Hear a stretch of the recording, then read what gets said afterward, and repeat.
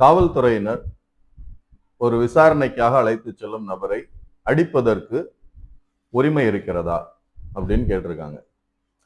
பொதுவாகவே போலீஸ் அப்படின்னாலே மக்கள் பயப்படுவாங்க.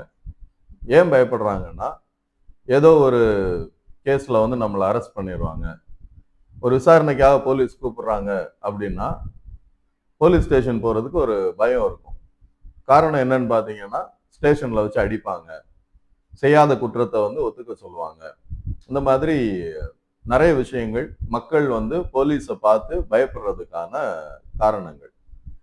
ஆனா ஹியூமன் ரைட்ஸ் லா படி கண்டிப்பா ஒரு போலீஸ் வந்து விசாரணைக்காக கூட்டிட்டு போற ஒரு நபரையோ இல்ல கைது செய்து கூட்டிட்டு போற ஒரு நபரையோ அடிக்க கூடாது அப்படின்னு சொல்லி சட்டம் இருக்கு.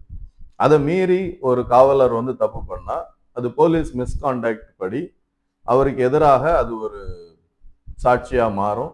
அதுக்கான தண்டனையும் அவருக்கு வந்து வழங்கப்படும். ஏன்னா அதிகாரத்துல இருக்கிற ஒரு மனிதர், காவலர் அப்படின்றவர் ஒரு அதிகாரமிக்க ஒரு அதிகாரி.